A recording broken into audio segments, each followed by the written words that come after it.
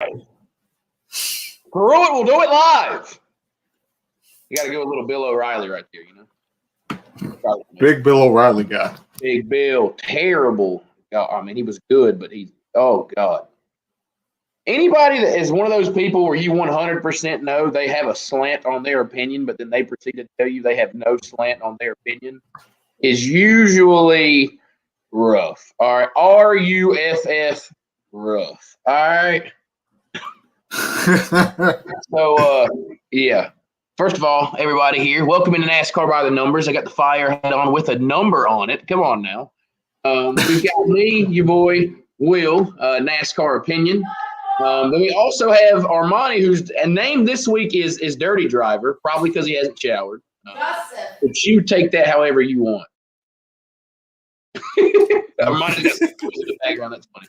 So, welcome to NASCAR by the Numbers. Obviously, tonight we're getting down and dirty because it was a dirt race this past weekend for the first time, I believe. I don't know if it's right at 50, but I know it's over 50 years, like 50, 51 years. I think it was 71 years. They had the last. 1970. 70, yeah. So 70 when they had the last dirt race for the Cup Series. Obviously, that changed this past weekend, being at Bristol Motor Speedway, the Food City Dirt Race.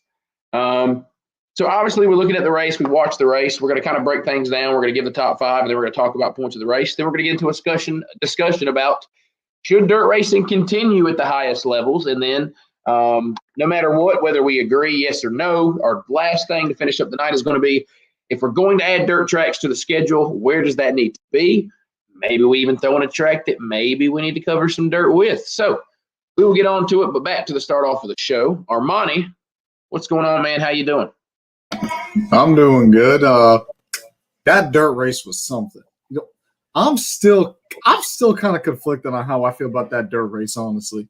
I mean, overall, we'll get to the emotion part here in a minute because I'm coming from a background where I've just recently gotten into dirt racing, work at 2 dirt tracks. I start in the next 2 days. I will be at dirt tracks until 12 midnight or 1 a.m. in the morning for the next 2 nights for the 2 tracks.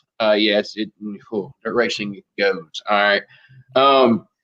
So first, before we even get there, looking at the race, we had a top 5, a little bit surprising. All we heard, maybe this will lead to a little rant here in a couple of minutes. All we heard is the dirt guys were going to dominate, and you might as well just go ahead and FedEx Kyle Larson the trophy weeks in advance because no matter what is happening, he is winning that race. Now, obviously, some things of his doing, which we'll talk about in a minute, kind of prevented that happening. But top 5 from the race, Joey Logano takes the win after Denny Hamlin decided to just be like, you know what, I'd rather finish top 5 than get the win. Forget trying to bump Logano out of the way and win the race. I'm going to try the high side, which proceeded to not work the previous 45 laps. Damn if you do, damn if you don't. Damn if you do, damn if you don't. Ricky Spinhouse, the Stenhouse Jr. finishes second. I guarantee you if they had another 3-4 laps, he was probably going to get to Logano. And I for sure know he would have hit the 22 out of the third. Denny Hamlin comes on third. Daniel Suarez fourth. Don't get too hyped. We're going to talk about him in just a minute. And Ryan, the big boy Newman, driving that Oscar Mayer Ford to a top 5 finish. Looked really, really good all weekend. It was very solid. I think at one point he did get spun out and then recovered to a top 5 finish. So Newman doing his deal. So let's get straight into it. Joey Logano goes out and wins it. Was Logano anywhere on your radar to pick to win this race? Not 3 out of the top 5. I don't think we're on anyone's radar to win this race. No one's expecting Logano to win. No one's expecting Truex to lead over 100 laps. No one's expecting Suarez to go out and just steal the lead.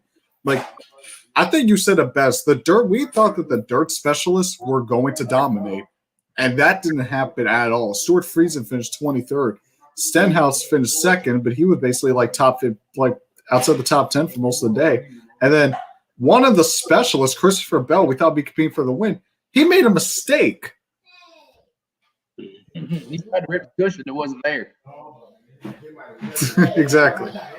I think it's something, and we'll get into it in just a second. I'm going to defend the dirt guys to an extent. Usually you hear me kind of being on one side to where oh, those dirt guys, they're not going to do this or that. But let's be honest, Larson was blazing through the field.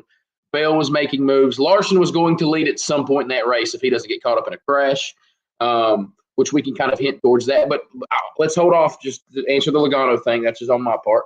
I think, I'd heard people say they thought – I heard a couple people pick Joey Logano, and Joey Logano is a decent pick because he kind of naturally adapts to everything. He's a young guy. It's not like this is prehistoric to him. He has ran a couple of dirt races over the last couple of months to prepare for this.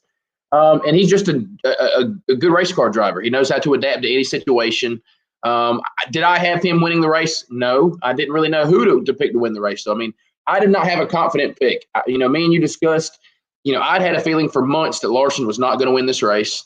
Usually when you come in that much as a favorite, something happens that you do not win the race. Just like Chase Elliott was the favorite to win the Daytona Road Course. Probably should have won the race. Things happen. He didn't win the race. When you come in that high of a favorite, it's hard to actually capitalize on that majority of the time. But did not have Logano on that list. But to go straight into it, like you said, Christopher Bell goes up. I was on a restart. I think it was a little after 100 laps, maybe even less. I can't remember. But Bell's ripping the top, just completely spins out. There's nothing Kyle Larson can do. He sits there and T-bones them. A couple of the cars get in. Calamity begins. And there you have it. Christopher Bell finishes 34th. Larson finishes 29th. Larson finished the race but was multiple laps down. Eventually he had an open wheel modified out there trying to run. So I'm like you. I was shocked when it happened as well. I think these were the two favorites. And if they don't wreck, they both probably finish in the top five, if not one of them winning. It would have been exciting to see that battle, or at least you would think. Who knows? For all we know, Larson would have got to the front and maybe lapped the field. But obviously – that's racing. Things happen. Those two got eliminated pretty early. What were your thoughts when you saw that replay? What were your thoughts when you're like, there it goes. I literally remember tweeting, there went the favorites. I knew it was going to happen, so I wasn't completely surprised. I said it last week. Something's going to happen where he's going to be moving up through the field. He's going to be in the top five or leading the thing. And then something's going to happen. He gets wrecked out. What happens? Christopher Bell loses talent. He collapses, and then Larson T-bones him. I knew that was going to happen, so I wasn't completely surprised. I was pissed off as a Larson fan, but I wasn't surprised. How are you going to throw out the loses talent line? Dude made a mistake. Was why did not expect that, though. Like, I think I saw a tweet that before that restart, Larson said the top is not ready. And there goes Bell right to the top. All right, here we go. Oh, spin out. I'm done. Gone. Just didn't even have a shot to save it, which was pretty crazy. To speak to it a little bit, kind of moving through the race to the high side, we mentioned it earlier. Denny Hamlin, for whatever reason, he had ran the high side in the last stage after they reworked the track with the fire. And he had tried the high side. He really couldn't get anything working. Logano, he had a shot with lap traffic, but that was the only way he ever caught Logano on the high side. We get an overtime restart, and what does Denny Hamlin do? Go straight to the outside. Now, mind you, at this point, we'd already had single file restarts because the dust was kicking up too much. But what does Denny do? Instead of trying to go in behind Joey, maybe bump Joey, maybe try to get the inside from Joey, he picks the outside and proceeds to not even sniff an opportunity to win the race. In fact, he loses second to Ricky Stenhouse Jr., ends up finishing third. I'm sure I don't know if you got to watch it live, but I know if you didn't, you at least saw a replay of the finish. What did you think? What would you have done differently? I remember seeing it. I'm like, okay, Denny's going to bump him out of the way. Like, those two have history. Hamlin has no reason not to cut Logano any slack. And what does Hamlin do? He's going to go on the outside. That's okay. I want to wait to the fans. Just want to tell them what's up. And then Stenhouse gets by him. And then I was just like, I literally remember screaming into the screen. I was like, what are you doing? The high side wasn't working for the last 30 laps. You were losing at least a second every 3 laps or so. The only reason he was even within a second of Logano was because of lap traffic. And what did he do? Let's try it again. It's going to work this time, right? Oh, it doesn't work the entire time. Maybe overtime it'll fix it. You know what? Let's see if it'll work. I don't know. And what makes it even worse is prior to the restart, you heard Hamlin's spotter said, you've got the most aggressive guy in the sport in front of you. Then Hamlin also said something about, I'm not going to let him cut me off this time. Well, he clearly didn't let him cut off because he didn't even give Logano a chance to cut him off because Logano wanted to be nowhere near where the 11 car was because he knew the outside was not going to work. We all knew the outside was not going to work. But yeah, who knows? Disaster of a finish for Hamlin. I think he kind of knows that. Even he was like, you kind of tell by the look on his face that he was kind of like, I don't know what I just did. That was pretty pointless. But to get to what could have been a disaster, a notable thing of the weekend that we obviously had to deal with is just to get to this race was a marathon. Everybody gets there Friday. They have a practice. The practice looks fun. Practice looks good. We're going to have a big tire wear issue. At least it looked that way on Friday. NASCAR allowed teams to have more tires, blah, blah, blah.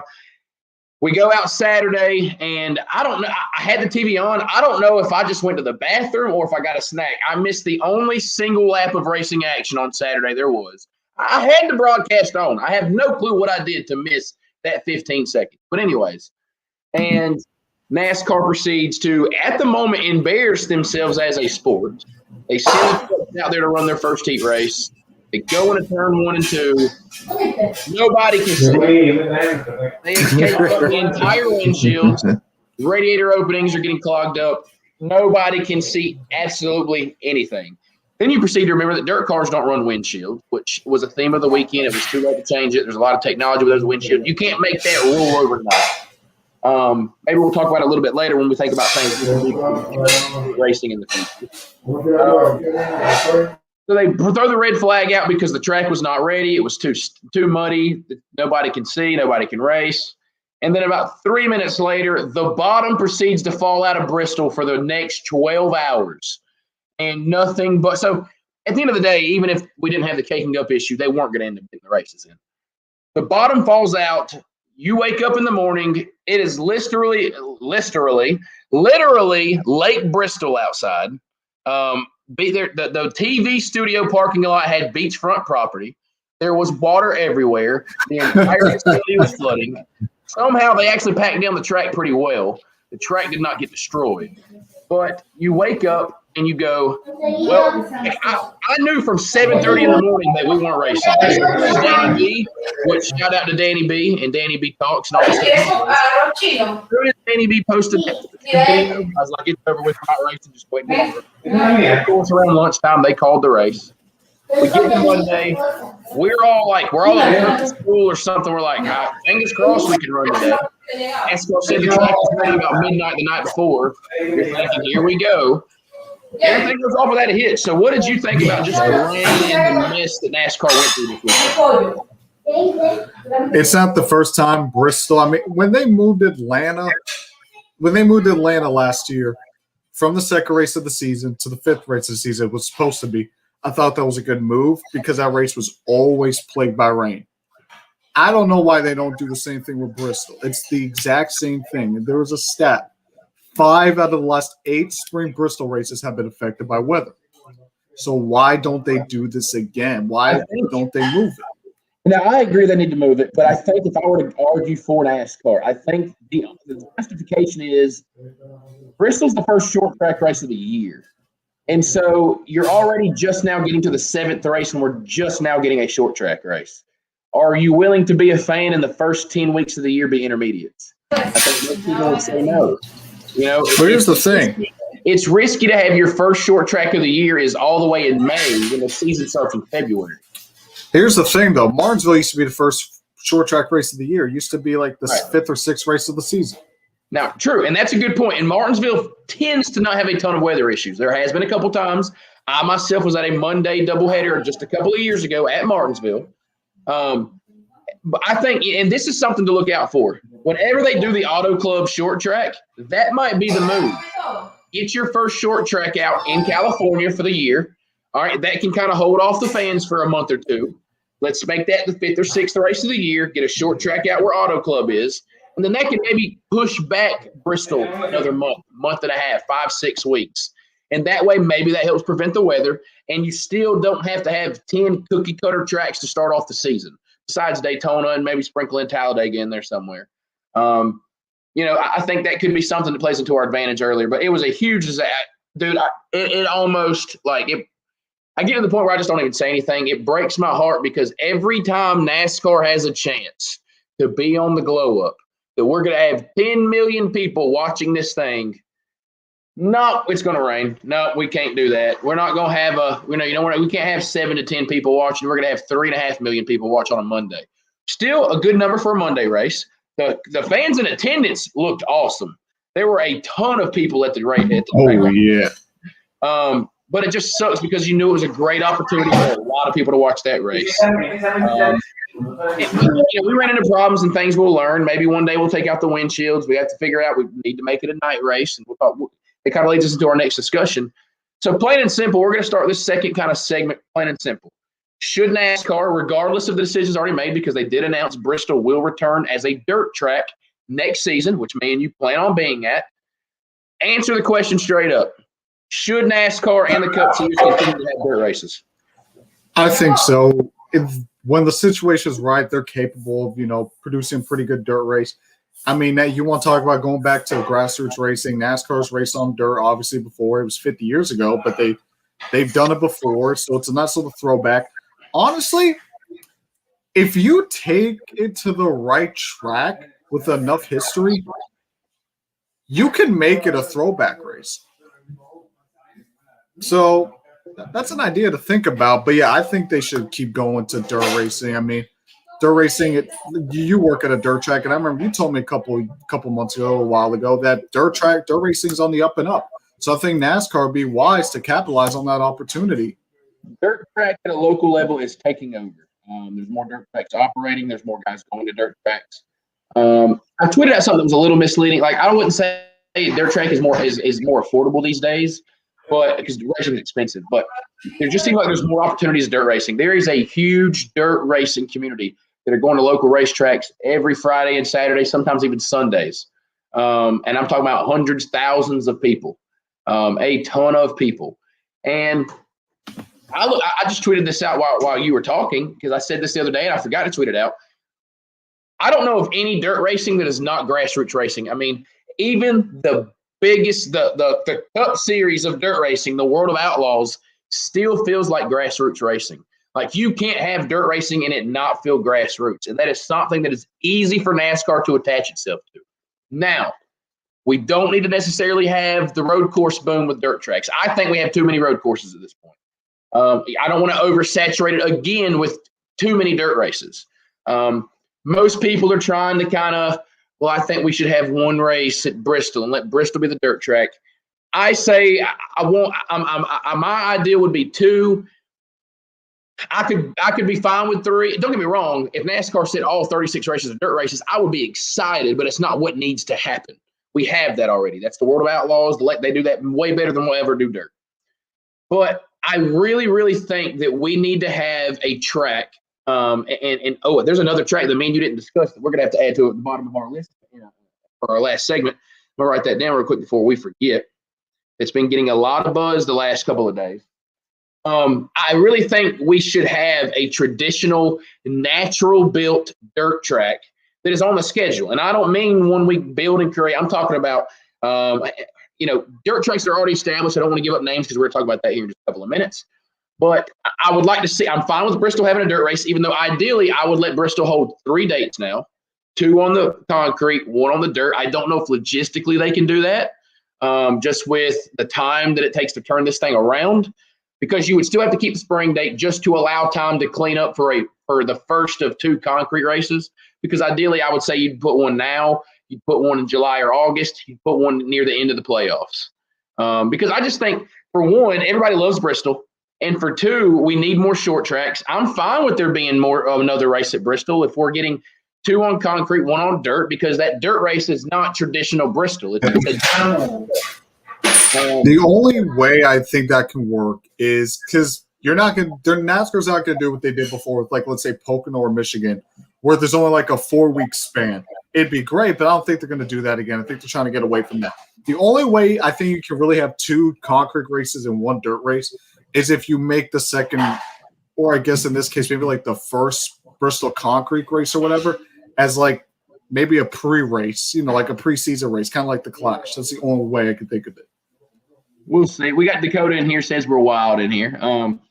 To me, looking at the dirt and answering my own question, should we have dirt racing? I would agree. I think something that we have not seen in a while, we usually only see this about once a year, and it's at the Daytona 500. Everyone walked away from this weekend, for the most part, I can't say everybody, but 90+% of people were in a good mood. We're positive. We enjoyed the race. Whether or not there were some things that we feel like we could do better and we could learn from, everyone was excited. There were a lot of non-NASCAR people that watched that race that even I saw. Dirt guys that were watching that race solely to watch those cars on dirt. And I think this is the most, like, we rolled into the week and everybody was in a good mood about the race. You had your few old, your boomers that are all NASCAR is destroying the sport going on dirt. I mean, I'm sure they would just love to know that Richard Petty raced on dirt. The majority of NASCAR guys raced on dirt, and at the time it played a big part of the Cup Series schedule. But there was just a lot of positive vibes that we normally don't get. If we would have went to Texas, all we would have talked about for 2 days is why is Texas on the schedule. This race, even more so than the regular Bristol spring race, everybody loved, everybody enjoyed. Everybody was like, man, I would really be game to watch that again. I would be perfectly fine running that back. I'll do it again this coming weekend. Like, let's put on that show. Let's have fun again. And give it a couple of years, I think we'll have it tuned in even better. So I would agree, yes. I think we should have more dirt racing at the Cup Series. I would say 2 to 3 dirt races. I'm fine if Bristol wants to keep it, but I'm still a huge advocate for let's get a natural built dirt track on the schedule at some point. Just because it's something different. We go to a new market. We go to a new facility, new fans. And don't get me wrong, I think most dirt traditionalists were fine with what happened, but I think there's part of it, like me, this whole time, and I'm this much into dirt racing when there's people who have been in it for decades. I still kind of wish they would have went, like, to me, it was still a slight slap in the face because it makes you think there's other tracks that just weren't good enough. When there's other places, which we're going to talk about here in just a couple of minutes, that have been running dirt events for decades, that know how to put on good races. And I just wish one of those tracks would get an opportunity. It's a new market, new facility, new group of fans, new everything. So, what do you think? Without giving any tracks away, what do you think? Should we have some natural built dirt tracks? We have to. I mean, if you're going to add another dirt track to the schedule, it's got to be a natural built dirt track. You can't just keep adding. You can't keep taking dates away from short tracks because you're not going to turn Michigan. You're not going to turn a 1.5 miler into a dirt track that's just not feasibly possible and probably be a complete disaster. So you can't keep taking dates away from short tracks. It's just, you're losing. Then you may be getting that dirt track crowd. You're starting to lose that, short track asphalt crowd. We're in it for the short track racing. Maybe the guys like the Ryan Priestes or, like the modifieds or like, the late model guys. So you need to have natural build dirt tracks on the schedule. Again, if Bristol wants to keep theirs, fine. It seems like it's looking like it's fixed their attendance issues. I mean, COVID restricted Bristol on a Monday looked basically the exact same than the 2019 Food City 500, which was not affected by rain at all. Right. So they had a ton of fans. It worked. Do I hate that Bristol lost the traditional short track race? Yes, but it worked. Marcus Smith said something with the Dale Jr. download or maybe it wasn't him, but it was somewhere they said the biggest thing we gained from this weekend is the publicity. USA Today was talking about it. ESPN was covering it. Everyone was talking about that race that happened this weekend, and you weren't going to get that with just a traditional 500-lap concrete short track race at Bristol this past weekend. And all this talk about tracks and natural tracks, this kind of leads us to our final segment of the night, the third and final segment, and that is dirt tracks that we could add to the schedule. Now, 3 of these tracks are already built dirt tracks. One of these tracks we're going to discuss is a current NASCAR track that we begged ourselves to answer the question, if you were to cover a current NASCAR Cup Series track in dirt, where would it be? And finally, the thing that we forgot to talk about is there could be an interesting project that comes up in the next few years that would be really, really intriguing. But first, let's get started. So the first one for me and you was Eldora. So natural answers, but let's go through the motions. What, if we're going to add Eldora to the schedule, what do you think Eldora brings? Why would Eldora make sense to be on the Cup Series schedule? Eldora is obviously the Truck Series is the number one logical option. Obviously, NASCAR has a relationship with Tony Stewart and everyone who runs Eldora Speedway. It's a little strained right now because obviously Tony Stewart pretty much yanked Eldora off the schedule when they announced Bristol. So but I think if Tony Stewart and NASCAR were to talk, work it out, they would be able to bring Eldora to the schedule. It's produced some great racing for the trucks throughout the years. It got stale, in the final couple of years, but I think with the right combination, it would produce a great race. I think may not be the best racing, but I do think Eldora is the most ready for a Cup race to put on the schedule. Right. I mean, size-wise, it's ready. Safety-wise, I wouldn't see why it's not, because clearly they were ready for the trucks to be there. And we clearly didn't care about safety this weekend when they took off the safer barrier at Bristol. You have a former Cup Series multi-time former Cup Series champion that runs the dang track. It makes perfect sense. I really understand why Tony Stewart would rip my track off the schedule too if he completely went behind my back and did things like they did. They need to fix it. The Cup cars need to be at Eldora at some point. But Eldora just makes the most sense, the most experience with NASCAR. It drew fans every single year. I'm not sure how you can spice it up. Obviously the first year or two with the Cup cars would spice it up just because Cup had never been there. That's natural. I think it'd be perfect for a triple header weekend, Trucks, Xfinity Cup, all on the dirt would be awesome. And it makes the most logical sense. If you're going to throw on a man-made dirt track, Eldora's got to be in spot number one to take that. But rolling on to our second track.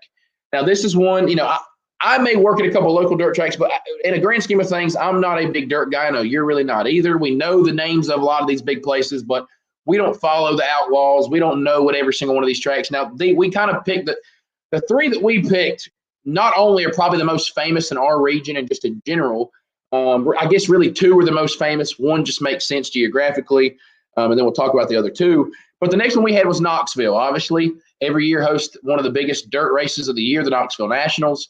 What do you think about Knoxville? What would you justify it being on the schedule? Like you said, I don't know pretty much anything about Knoxville, besides obviously the Knoxville Nationals. I don't know how the racing is. I don't even know the length of the track, honestly, but the prestige of Knoxville Nationals, I think, will be the number one thing to entice NASCAR. And the trucks are going to Knoxville, and they're going there, I believe, in July, So we're going to see, maybe this could be a test to maybe, if the trucks do well, maybe NASCAR decides to bring the Cup cars to Knoxville in 2022.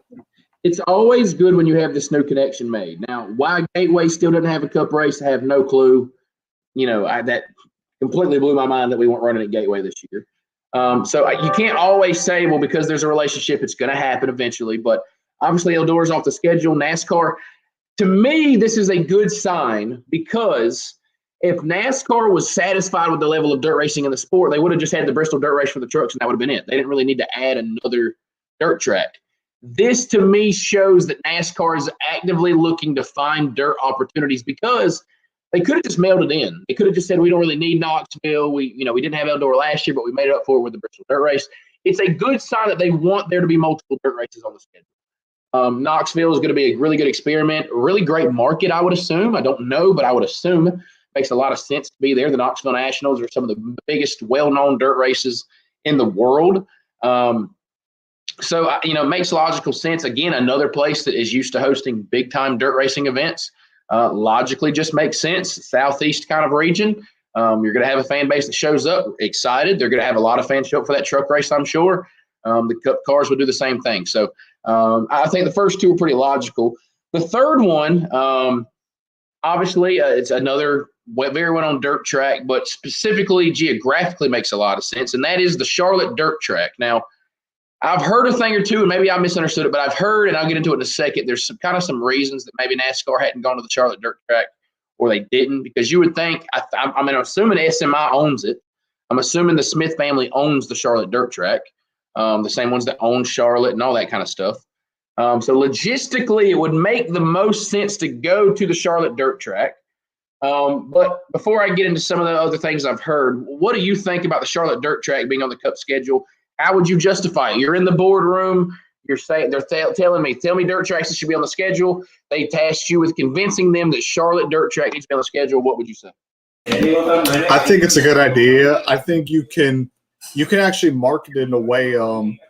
Try to put it in with the Coke 600. Try to make it like a whole weekend thing in the sense of like maybe go to the dirt track. If for some reason NASCAR wants to try midweek races again, you have a midweek dirt track race.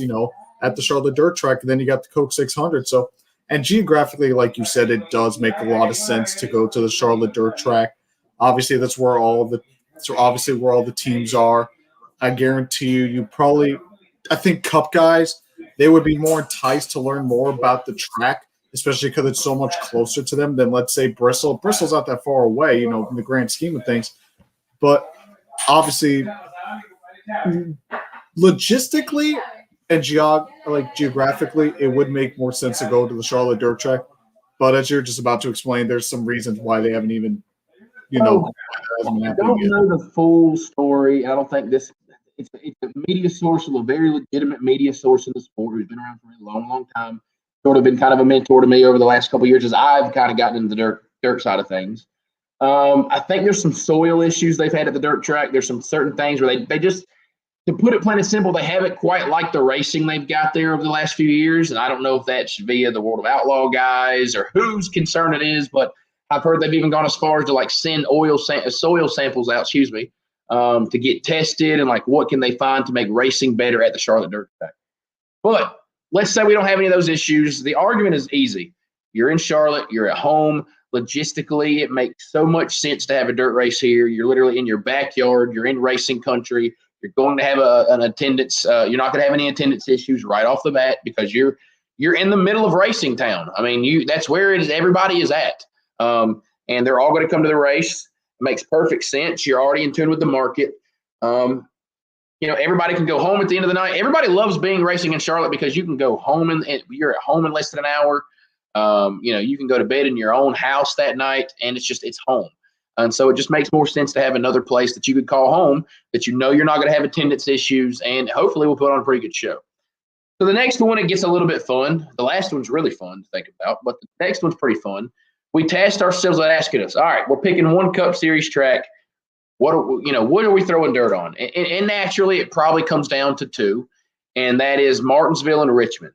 And we sat and thought about Martinsville, and, that would be cool and all. But Martinsville doesn't have any banking. Most dirt tracks have a little bit of banking in them now, and there are flat dirt tracks out there. They do exist. The ones I work at are definitely banked, so I don't know how they race. But we both kind of came to the conclusion that Richmond would make a little bit more sense. I'll let you sort of start explaining why we made that choice to say, hey, if we're covering another Cup track, we're covering up Richmond. There's a couple reasons. The number one is Richmond's just been very lackluster. I mean, the main reason that they turned Bristol to a dirt track because attendance, TV ratings, everything in the race, besides the racing itself, will just suffer. Suffering really bad, so they need to find something to spice up the show. It'd be the same thing with Richmond. The racing's been very lackluster. Not a lot of people have enjoyed it. Richmond, I believe, is one of the more if not usually the lowest rated races of the season. So that'd be the number one thing to do. The number one track to do it, obviously, would be Richmond, spice up the show, see what they can do. And yeah, pretty much that's the number one thing. The second thing, obviously, is that it's closer to home. Obviously, it's in Virginia, so Virginia, South Carolina, to be a lot closer. So logistically, it wouldn't be that hard on the teams also. The biggest thing was reason number one. Martinsville does not have a problem generally selling seats. People really look forward to Martinsville. Martinsville is the most traditional short track on the schedule.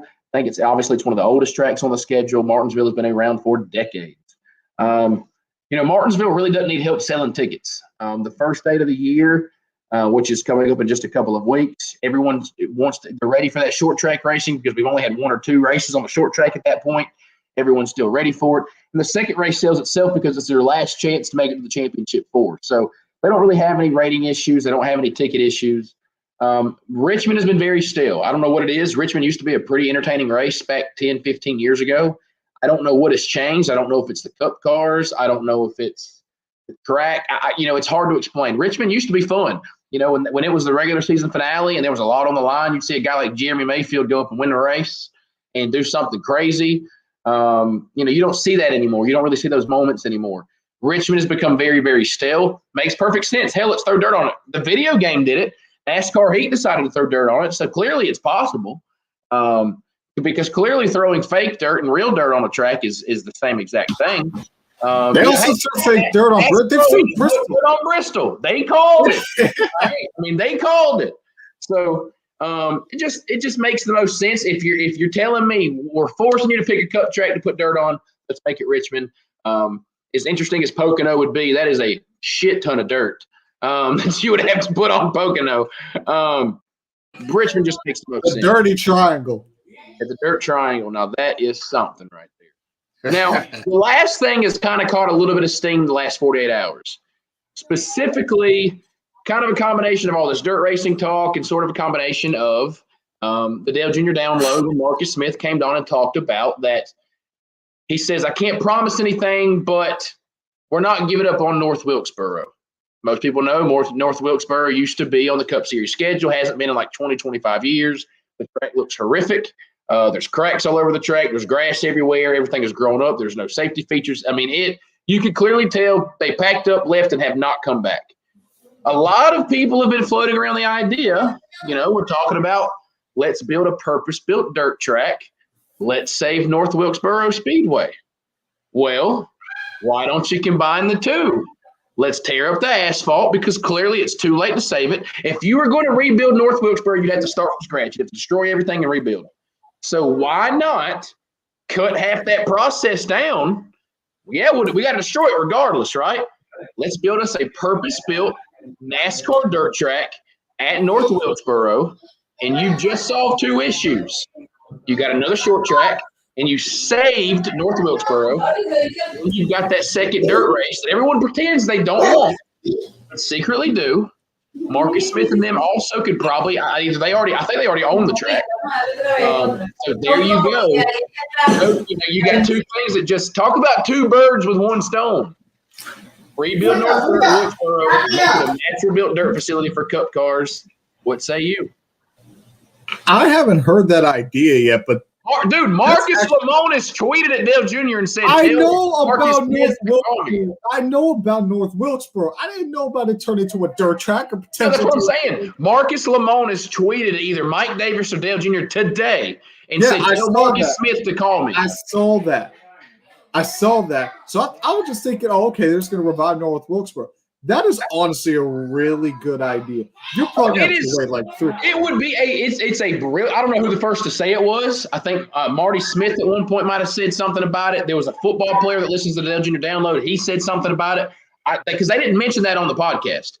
But here's the good sign. Marcus Smith is the one who brought up North Wilkesboro, not Dale Jr. Now, we've all already agreed that if Dale Jr. was NASCAR president, could revive the sport and things would be right again.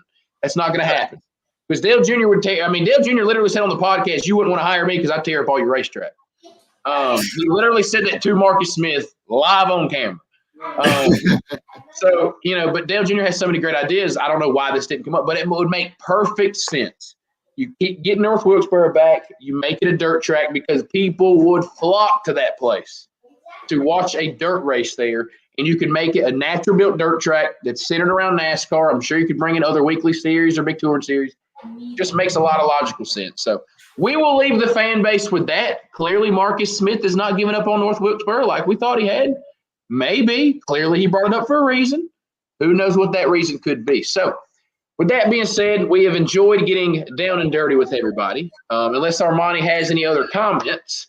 I ain't got nothing. Now, we did announce I will be gone the next 2 weeks. I'm getting pretty much next Thursday. I'm leaving work and I got to head out of town because I'm getting married next Saturday. So I've already got to start preparing for that after Thursday. Yeah, clap it up. The following Thursday, I will be on my honeymoon. So Armani's still kind of just discussing ideas and stuff. I'm fairly certain that we're not going to have a show at all next week. There's not a cup race. There's not a ton to talk about that we didn't talk about tonight in terms of dirt racing. you never know. If the world shatters and Jeff Gordon announces he's coming back to run full time, maybe Armani will have a show talking about it. But the plan is for right now that there will be no show next Thursday.